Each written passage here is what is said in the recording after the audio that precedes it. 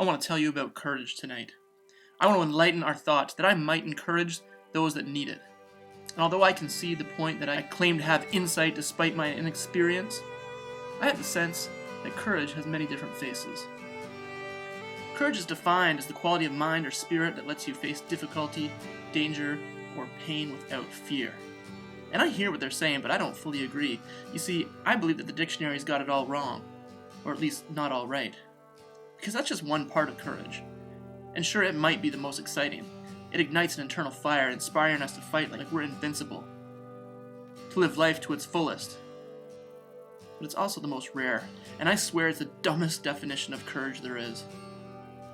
People face difficulty, danger, and pain with fear because those things are hard, dangerous, and they hurt.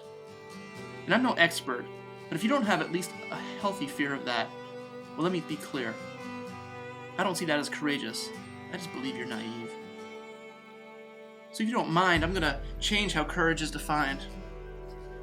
I'm going to remove the word without, and I'm going to trade it with the word despite.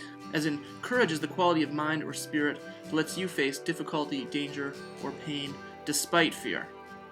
And that's it right there. Courage is that thing inside that won't let you hide even though you might be terrified. It's not the lack of fear that makes you brave.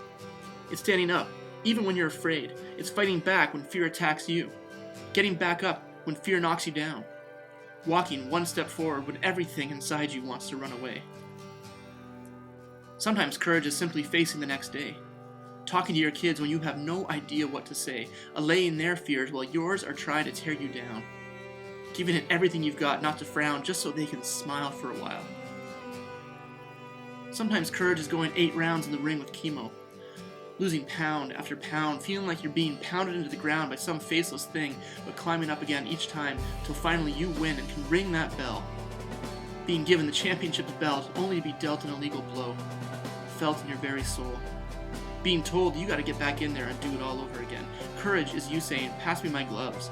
This time I'm putting him down for the count. Sometimes courage is felt in the amount of time you spend doing nothing. Sitting, waiting, hating the boredom that comes, debating if you got the energy to twiddle your thumbs before the monotony becomes unbearable. This terrible sea of doldrums that can only be defined by the time it takes the second hand to find its way around the dial. Courage is the power to while away those hours. Tying yourself to the mast, exploring the vast ocean of time, willing yourself to circumnavigate the clock.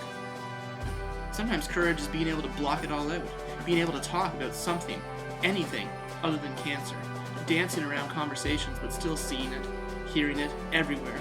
A constant stream of reminders, seemingly designed to grind you down.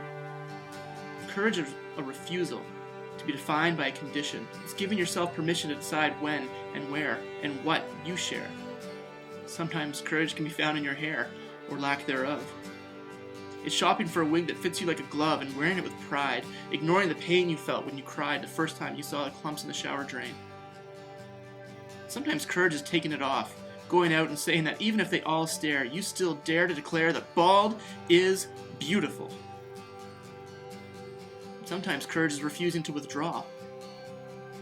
It's taking the time the doctor's given you and going on a living spree, giving it up as a down payment on eternity, investing it, measuring success not in length, but in quality.